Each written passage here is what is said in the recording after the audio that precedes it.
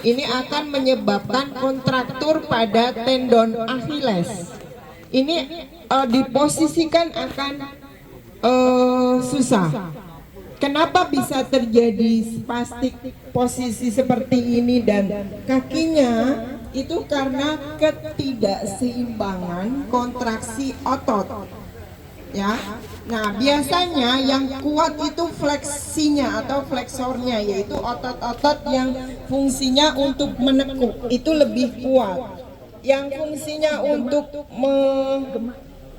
memanjang gitu ya, bahasanya memanjang atau ekstensi, itu memang otot tersebut itu kalau kontraksi dia harus melawan gravitasi, makanya agak susah untuk teman-teman.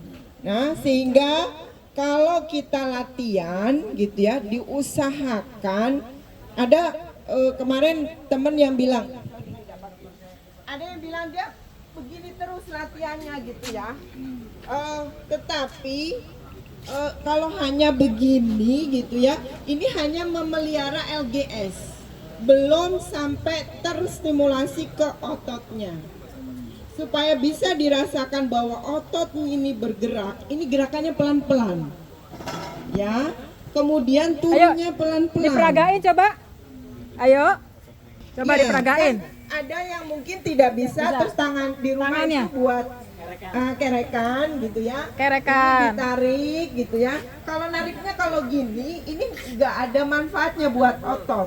Tuh. Tapi ada manfaat untuk LGS atau ruang gerak sendinya. Untuk bisa bermanfaat di ototnya, gerakannya ini misalnya yang lupus ini ya Pak.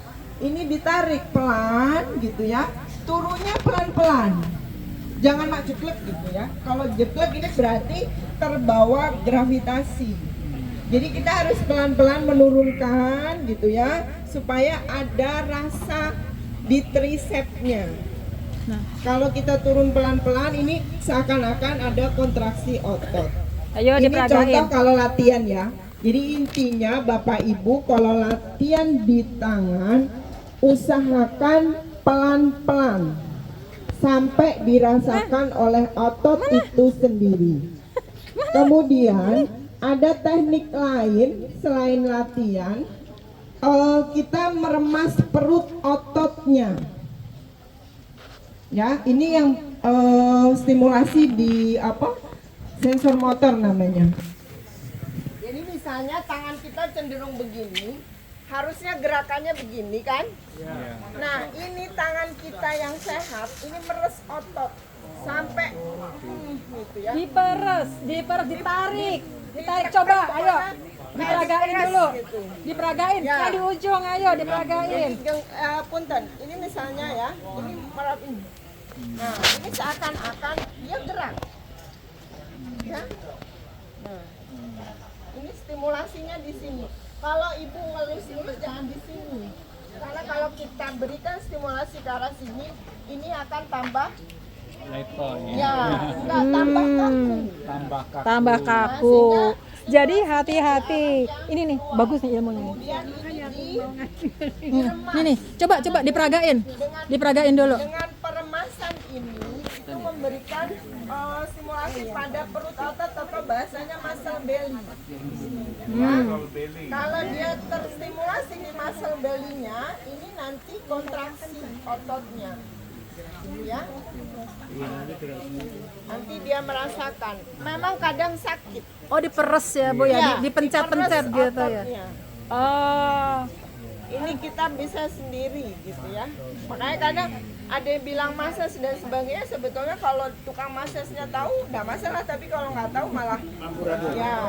Jadi teknik massage-nya ini diremes ya, di perut ototnya. Begitu juga nanti di kaki kan ototnya memang agak susah kalau di sini karena perut ototnya kecil ya. Itu agak di belakang, Bu. di depan Bapak. Kalau di belakang dia tambah begini. Jadi yang ini ada tulang kering. Iya, tulangnya ototnya ditarik. Iya, ditarik. Supaya nggak lemes. Sakit sih emang katanya sakit. Iya, sakit. Tapi enak. Kemudian latihan jalan. Sebagian besar kan Bapak Ibu sudah bisa berdiri, sudah bisa jalan. Nah, tinggal jalannya memang untuk stroke itu khas. Jadi jalannya begini, gitu ya. Ini kenapa begini? Itu karena otot-otot sebagai yang fiksator atau stabilisator di pinggul kita itu lemah. Ya, kalau kita kuatin hanya di sini, ininya nggak dikuatin, tetap aja nanti jalannya begini. Terus bagaimana Bu caranya untuk bisa di pinggang ini latihan bridging? Yang angkat, ya kan? Itu ya angkat panggul itu sangat-sangat diperlukan sekali untuk kawan-kawan stroke. Ya, memang harus bisa.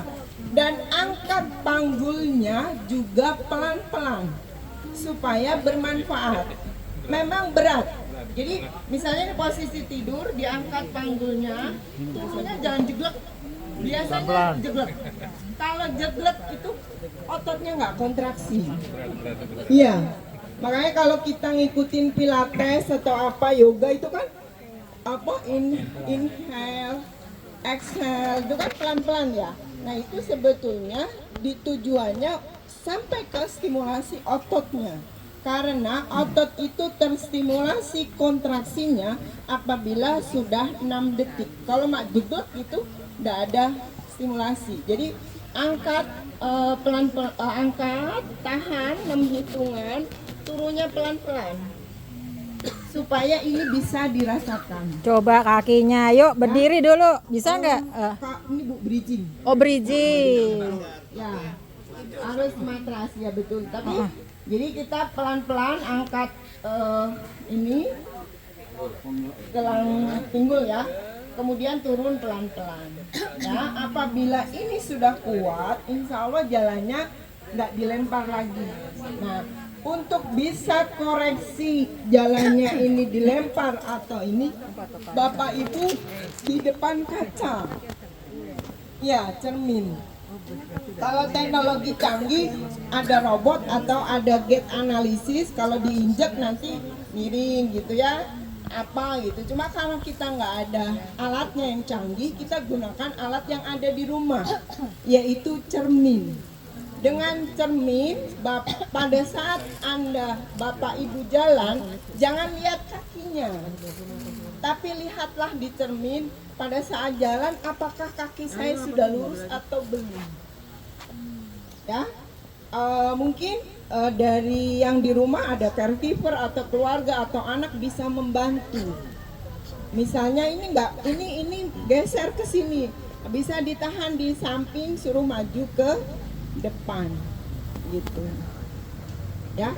Sementara rata-rata enaknya memang gini gitu ya, ini enak gitu, tapi itu adalah pola jalan yang salah gitu. Kalau diri kita sendiri misalnya kawan stroke lah, untuk koreksi agak susah, memang perlu ada keluarga yang mendampingi atau cermin. Kalau kita lihat di cermin, oh jalan saya miring, bagaimana supaya jalan saya ini lurus ya. Ini si Bapak udah pengalaman, jalannya udah mau bagus itu. Jadi harus lemparnya ke depan ya. Iya betul. Jadi ini diusahakan ke depan seminimal mungkin, sekuat tenaga ini diayunkan ke depan. Karena jalan yang benar adalah tungkai ini dibawa ke depan, terus tumpuan pertama itu begini, ditumit, namanya hamstring. Iya betul. Nah, jangan angkanya juga jangan tinggi-tinggi Pak. Kalau tinggi-tinggi ada yang seperti ini misalnya. Nah, ini terlalu kuat di iliopsoas atau otot di lipat paha. Ini harus di stretching. Berarti kalau sininya kuat, ininya lemah, yang dikuatin ke belakang. Gitu ya. Jadi